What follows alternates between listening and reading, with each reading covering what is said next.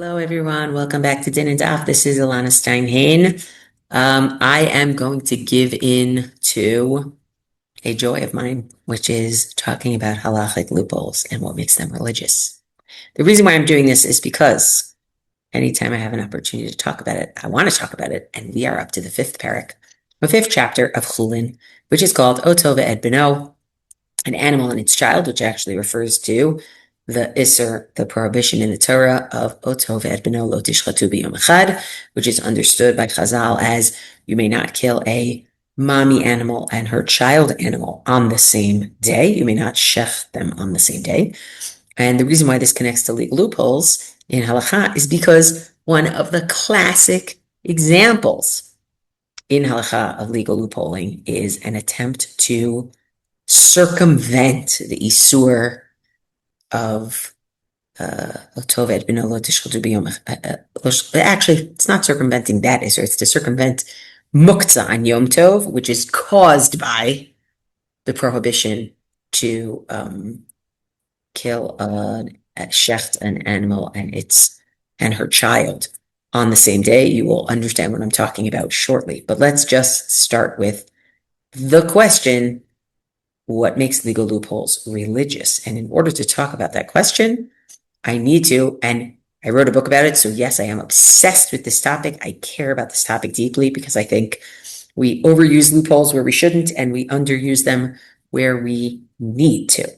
So let's go straight to the beginning of the story.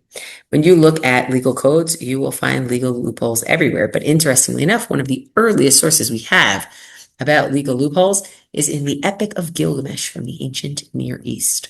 There is a discussion of the flood story, an ancient Near Eastern discussion of the flood story there, in which the pagan deities they swear an oath not to tell any human beings about the upcoming flood. But it turns out that one of those pagan deities has some misgivings about that oath, and not wanting to break the oath, that pagan deity tells the secret of what is going to happen, that the flood is coming, not to a person directly, but to the walls of their home when that person is inside the house. So that is one of the first loopholes that we see.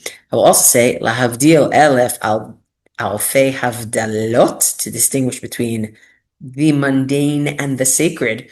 If we look at the end of Sefer Shoftim, in Shoftim chapter 21, we see that things have really declined without having a king. Ein melech b'Yisrael, there was no king in Israel. Isha yashar b'inav yaseh, everyone did whatever they wanted. And I think Shoftim 21 is an example of this. After the tribe of Benjamin was responsible for a gang rape of the concubine of Giva, gang rape and death of the concubine of Giva, the other Shvatim, the other tribes, went to war against Benjamin and swore not to give any of their daughters to the Benjaminites. The problem is, over time, they realized that Shevet Benjamin was going to die out. But what can they do? They had sworn an oath not to give their daughters to Shevet Benjamin. So you know what they did? They said, okay, we're not allowed to give our daughters to you. Why don't you just seize them? And they discuss a chag that is done every year in Shiloh, where the women go out and they dance. And they tell the Benjaminites, Vayaki avo, Reitem, see the women, V'hinei im yetzu benot Shiloh l'chol b'mecholot. If the women go out to dance, V'yitzatem min hakramim, you should come out of the vineyards where you'd be hiding. V'chataftem lachem ish ishto mimenot Shiloh.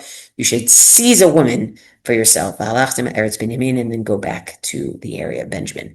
What a terrible loophole to actually have people who are responsible for a gang rape then to go and seize women to marry them. So clearly we are certainly in a decline kind of phase, and that ultimately will lead us to the conversation about the possibility of having a king. All of these Isha Yashar B'inav Yaseh.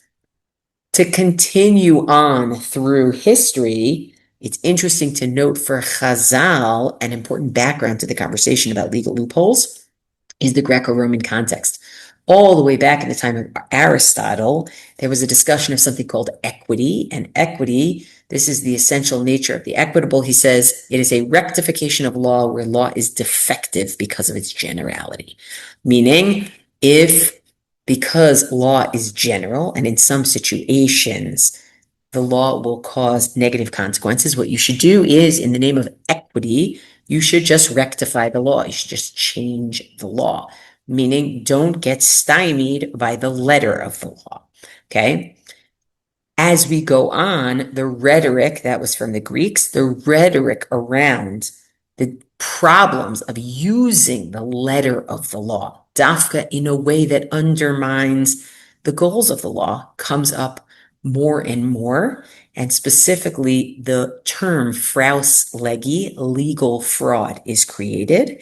And we see Paulus, who is a Roman jurist, just the century before the Mishnah is anthologized, who says to do what the law prohibits violates the law, and anyone who evades the meaning of the law without disobeying its words is guilty of fraud against it. Meaning, if you use the letter of the law to circumvent the law, that's a problem.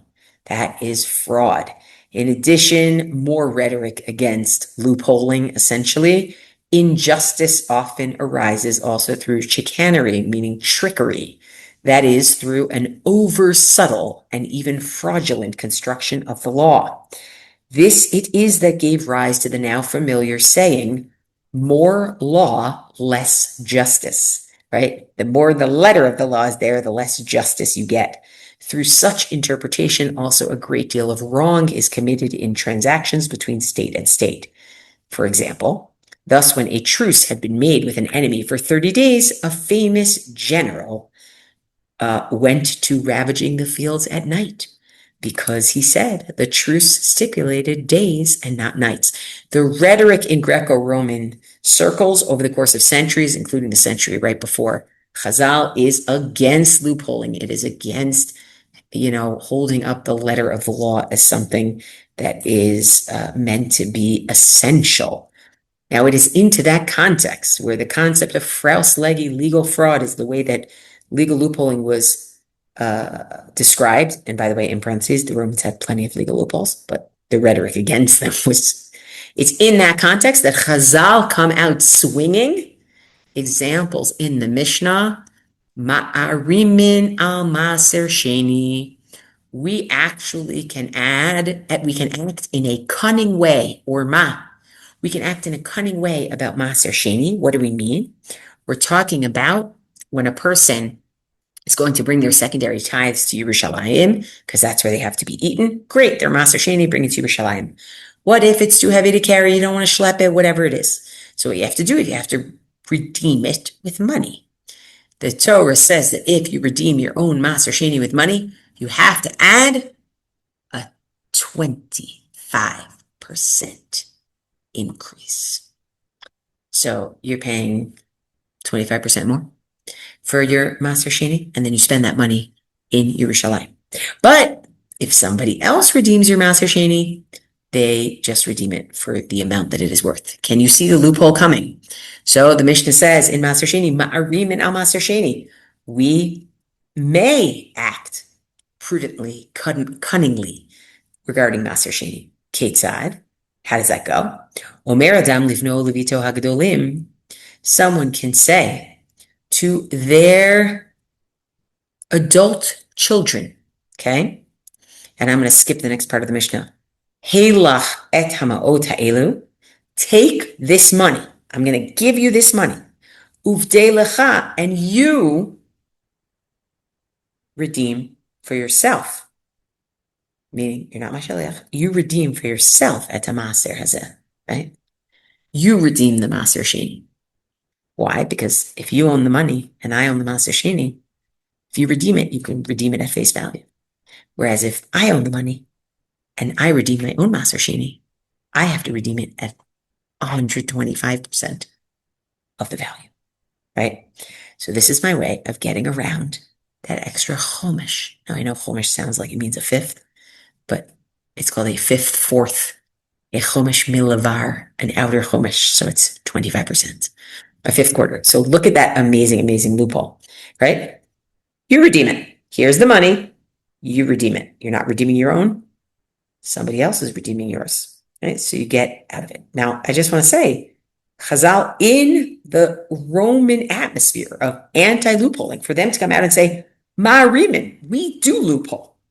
By the way, they're saying something, right? They're saying something about the importance of the letter of the law. What are they saying about the letter of the law? And that's what we have to figure out. This brings us to Otov et Beno, another one of the Tannaitic examples. And classic, Maser Sheni, the harama, that's the term that they use for it, cunning, loopholing. The harama that we just saw in the Mishnah, that is the classic, the Maser Sheni harama is like the classic harama that Chazal often talk about. The other classic harama that Chazal talk about all the time, or all the time, I mean, when this comes up, the Tosefta in Beitza. Tosefta, remember, companion to the Mishnah, anthologized like 25 years after the Mishnah, but has some material even from before the Mishnah. Tosefta gives the following example. You ready? Otov et beno, a mommy and baby, or mommy and child animal. Shenaflu labor, that fell into a pit, and you have to just believe me because we're in Masechet Beitza, which is about Yom Tov. On Yom Tov, what are you going to do? You're only allowed to touch those big animals if you're going to slaughter them for the day.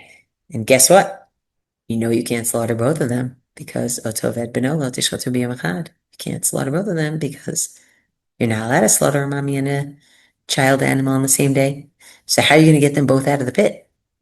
Rabbi Eliezer Omer, you're not going to get them both out of the pit. He says, Ma'alet harishon l'manat l'shochto ve'eno shochto. You're going to take the first one out in order to slaughter it. And then when you get it out, you're going to be like, I don't think I want to slaughter it anymore. Vasheni, what about the second one? You're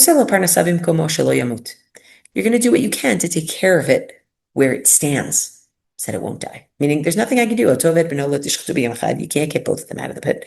One of them you can get out saying, I'm going to shecht it. Then you decide not to shecht it. That's fine. But the other one is just going to have to stay in there. But then Rabbi Yeshua says something so bold. And I think this is much bolder than the Maser Sheni example. Because in the Maser Sheni example, you're changing facts on the ground, right? I gave you the money and you redeem my stuff, right? But here, you're just changing your intention, right? It's like your intention that makes it okay, right? So if Yeshua says, no, you can get both of them out of the pit. You take out the first one in order to slaughter it, and then you don't slaughter it. And then, uma'arim, go be cunning.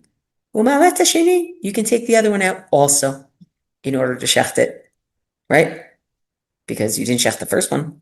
And by the way, if you want to not shecht either of them, that's fine. Wow. This is amazing. This is really lawyerly, right? And it's about intention, right? It's not, nothing physically has changed. It's that, my intention was to slaughter my intent. So you have these two different versions of harama that you find, harama again being the word that Chazal used for loopholing, and specifically private loopholes. They don't use it for like big takana pervasive loopholes like prusbol, where you're trying to get around people not having to pay back their loans at the end of the Shemitah year. It doesn't use it for things like that. But for private loopholes, harama is the term that's used. You have these two different types. One where you're actually changing facts on the ground. I give you the money is yours, the Maser Sheni is mine. You're podeh, you're redeeming it. It just doesn't cost as much. And we have this kavana type, right? We have this intention type.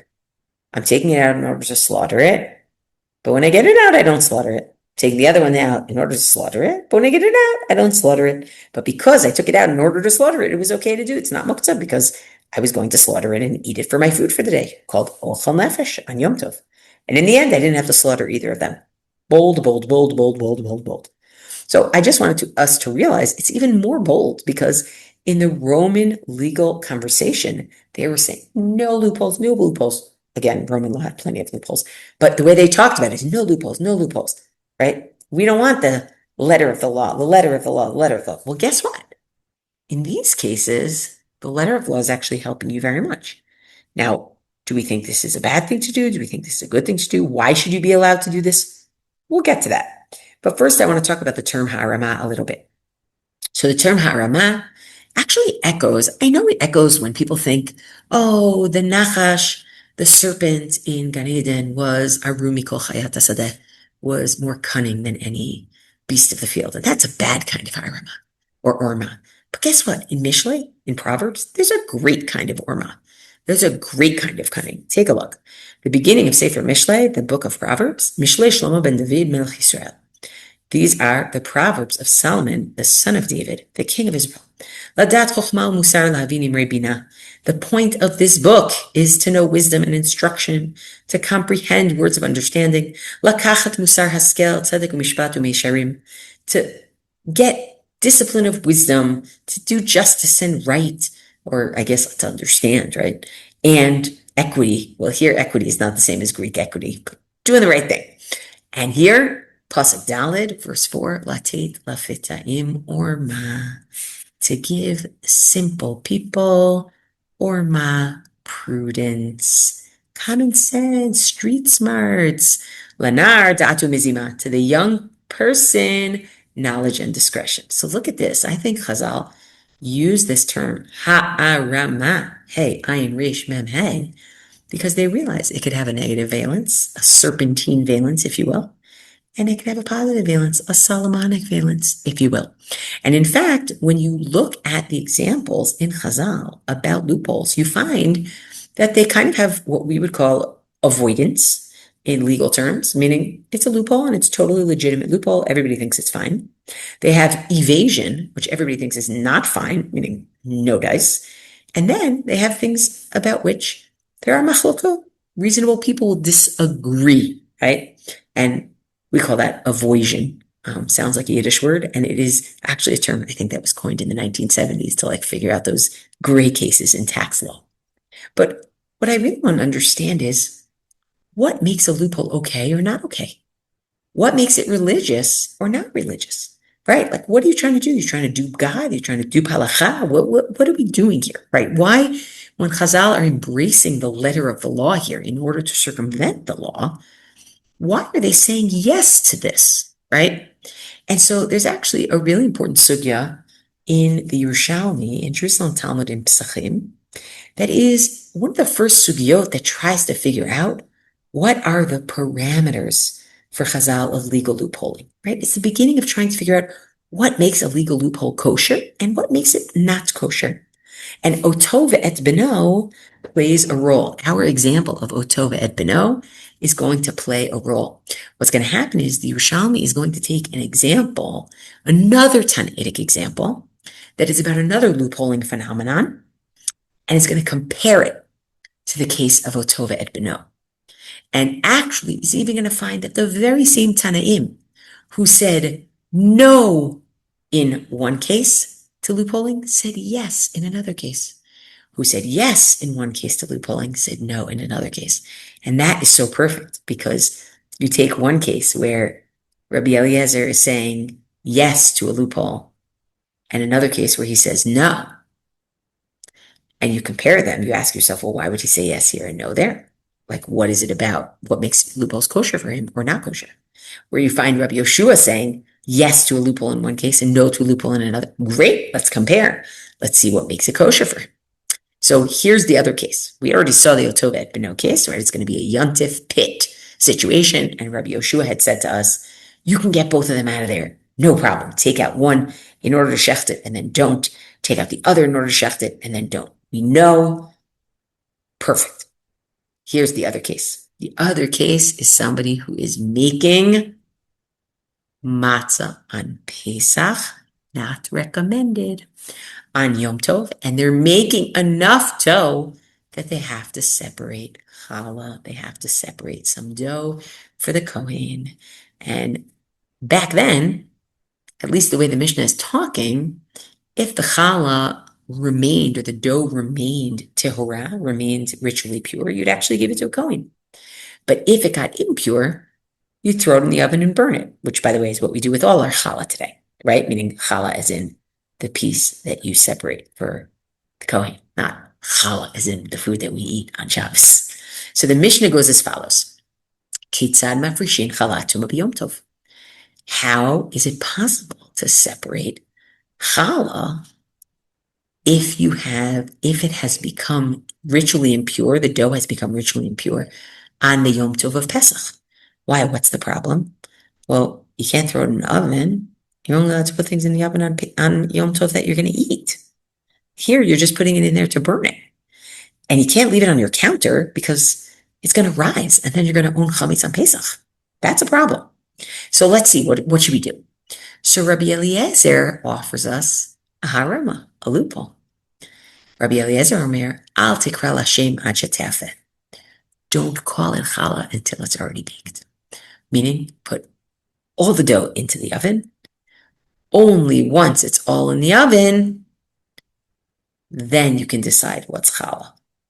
Beautiful loophole, right? Great harama, amazing. Ben Betera says, tatil etzoni. Put it in cold water, meaning keep it chemically from rising. Beautiful. Rabbi Yehoshua says, Lo zehu chametz shemusharin alav bal yirad bal yimatzeh. He says, I'm actually not worried about you owning this challah dough as chametz. I'm not worried about you violating bal yirad and bal yimatzeh, the violation of owning chametz on Pesach for this. You know why? Because challah, it's not really yours. Like belongs to Hashem, belongs to the Kohen, it's not yours, right? So what are we worried about? It's not yours. It's like mamon gavoa. It's like belongs to God. So you don't have to worry about it. So what does he say? Ela mafrashka. So just separate it. Umanach ta'aref. Put it on your countertop. Let it rise. Doesn't matter, right? Bal yiran, bal yimatzeh, not owning chametz is not owning your chametz. This is not your chametz. This is Hashem's chametz, right? And if it becomes chametz, it becomes chametz. So you look at this Mishnah and what you see is, it's so interesting. Rabbi Eliezer is willing to be so resourceful. He says, I have a harama for you, right? I have a trick for you. You're not going to call it challah until it's in the oven. Rabbi Yehoshua, on the other hand, seems to be saying, I'm not worried. You're not stuck between a rock and a hard place here at all. You can just let it rise. Now I have to tell you, this is the story that the Mishnah tells. But when you look at the Tosefta, it's a very different conversation. You look at the Tosefta, Rabbi Yehoshua basically says, the reason I don't want you to put it in the oven and use Rabbi Eliezer's move is because I'd rather you passively break the law than actively break it. I'd rather you passively let this dough become chametz on your countertop, which he admits he thinks is a problem for you to own, but at least you passively got to that avera, that transgression, than for you to actively put it in the oven. So meaning the Tosefta's telling of this is not, you don't need a loophole. It's Rabbi Yehoshua saying you can't use a loophole. So I want you to just remember back to our Tov et Beno case. In our Tov et Beno case, we had two animals in a pit. How are we going to get them both out? Rabbi Yehoshua says, I'm sorry, I can't get them both out for you. He's more conservative here. And Rabbi Yehoshua says, I can get them both out for you. Whereas in this dough case, the rising dough trying to stay away from owning chametz, but also trying to stay away from putting something in the oven on Yom Tov and cooking it that you're not going to eat, really burning it, but that you're not going to eat. It's Rabbi Eliezer who seems to be the resourceful one, and Rabbi Yehoshua, at least according to the Tosefta's version, who seems to be the conservative one, and say, no, don't use this loophole. Just put it on your counter and let it go.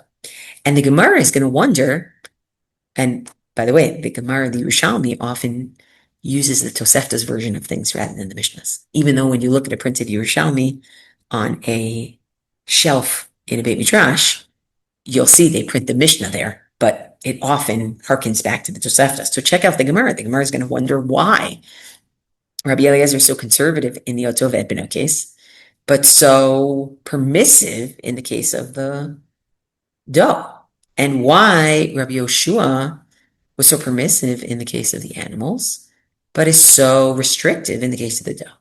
So the Gemara says, first of all, let's just clarify, what does Rabbi Eliezer mean by don't call it a name of challah until it's already baked? Ketzad ya'aseh, okay, al de Rabbi Eliezer, what would you do according to Rabbi Eliezer? Ma'arim v'omer, what you do is you ma'arim, you're cunning, maybe prudent, you're cunning, and you say, Zoni rotzalochal, I want to eat this piece of dough. Zoni rotzalochal, I want to eat this piece of dough. Ve'ofet kula, and you bake the whole thing, right? Because you want to eat all of it. Your kavanah, right? Your intention is to eat all of it. Ukshu rodeh, and when you're taking out the dough, ma'arim ve'omer, you say, Zoni rotzeli yashen, I'm going to save this for later. Zoani Rotzeli Yashin. I'm gonna save this one for later, meaning I need to keep taking out the doughs so that I can get all the doughs out because they seem to be in different little pieces. And you're not even supposed to do ridiat tapat. You're not supposed to scrape it from the oven out unless you're going to eat it also. Okay, you're going to leave one of them in there, and that one is going to be your challah portion, and it's just going to burn in there. Perfect. Now the Gemara says, but wait, Otovet b'noshanat labor, when we were talking about an animal, a mommy and its young animal that fell into, or its child animal that fell into a pit on Yom Tov, Rabbi Eliezer Rabbi Eliezer says you're going to pick up the first one in order to shecht it, and you're going to shecht it. Okay? Vasheni osin lo parnasa shel. And the second one, sorry Charlie, you're just going to have to leave it where it is. Now I want to point out, in the Tosefta version, Rabbi Eliezer even allowed you not to shecht that first animal. Whereas in the Yerushalmi's version, he's telling you you should shecht that first animal. So FYI, he really looks like he's not giving you any loophole here at all. You can only take the animal out in order to slaughter it, and then you have to slaughter it for your day's meal. That's it. It's the only way you can avoid the muktzah here. And the second one, you just leave in there because you can't slaughter both on the same day, right? By the way, this version of Rabbi Eliezer seems to make a lot more sense because this version of Rabbi Eliezer explains why you can't take the second one out of the pit, because the first one you're shechting, right? If you don't actually have to shecht the first one, why can't you take the second one out of the pit? Why? Because it looks too straight, you know? Rabbi Yeshua says, no, take out the first one and shecht it, but then don't shecht it. And then v'yarim b'kaning v'yalet hasheni, take out the second one, mutar. Even if you decide not to shecht either of them, that's fine. So obviously the Yerushalmi recognizes Rabbi Yeshua is so much more permissive in the animal case, right? Rabbi Eliezer is so much more permissive in the dough case. Why? What leads them to be permissive in one and that? So the Gemara is going to try to figure it out. And in trying to figure it out, it starts to give us the logic of what makes legal loopholes religious. Now, I have to be very careful. This is the beginning of the conversation. There's more. There's the Babylonian Talmud. There's the Bavli. Then we get to the Gaonim, and then we get to the Rishonim and the law codes and the Halakha. But this is the DNA of it all. So Rabbi Bon Bar Chia, Rabbi Bon, the son of Rabbi Chia, says, Rabbi Eliezer seems to switch teams. Taman harim. In the case of the animals, he said, sorry, no harama. I don't have a loophole for you. And in the case of the dough and Pesach, he says you can do harama. Well, I'll tell you why. When it comes to the Pesach issue, what's he trying to do? He's trying to help you avoid doing an Avera. He's trying to help you avoid owning chametz on Pesach. So if you're using the letter of the law of not calling it challah until it's already in the oven, in order to avoid doing an Avera, that is something we're willing to say is a kosher harama. That's religious. You're using the letter of the law in order to keep people from transgression. Isn't that something the law itself cares about? Sure. That's something the law itself cares about, that people aren't going to do transgressions. They're not going to do Avero. Great. But Taman, in the case of the animals, ma'idlach. What exactly are you keeping from transgression? So the animal's going to be in the backyard. You're going to make sure that, it has shade or whatever, and it has food or whatever, and you protect it from predators however you can. So, what's the problem? You don't have any Avera that you're keeping someone from. We can't justify, right? The ends don't justify the means. Here, you at least have the right ends. The right ends are keeping someone from doing an Avera. Okay. But what about Rabbi Yeshua's opinion? Rabbi Yeshua also seems to switch sides.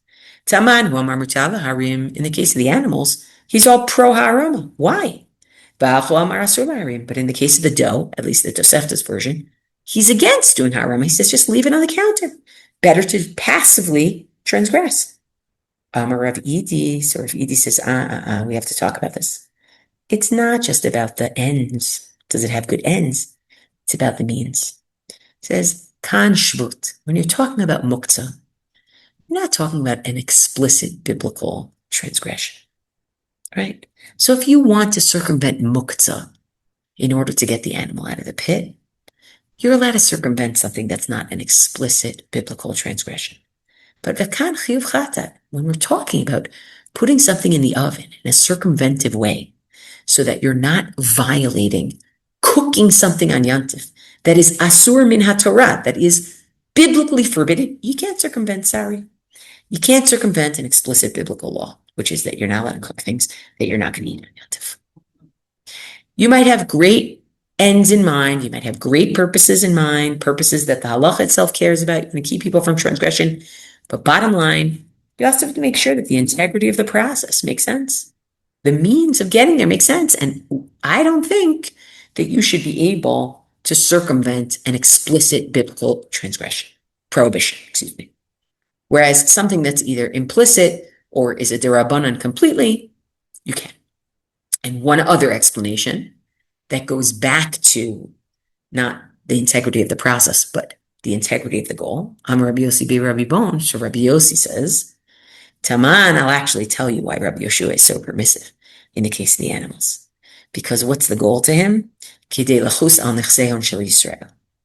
The idea is we're trying to save people money. We don't want you to lose your animal to predation, to heat, to whatever it is. And a steer is, I mean, an animal like this, I shouldn't say a steer because it has to be female. I guess the baby could be a steer. I'm not a farmer, as you can tell. The animal's expensive. You don't want to lose it having it sit there all day in the pit. So Rabbi Yeshua says, the ends justify the means here. Now, I want you to notice the ends here, it's not keeping someone from an Avera. The ends here are saving people money. Is that something that the law itself cares about? I would argue, if you look at the Mishnah in Negaim, that tells you why we take the items that belong to someone whose house may be declared having sara'at, this disease that makes you have to knock down the house and anything inside it is considered tameh. The Mishnah in Negaim actually says, why you empty, well, the Torah says you empty out the house before the Kohen comes to pronounce the house as tameh. And the Mishnah in Negaim says, why? What's the big deal? Let things in the house become tameh.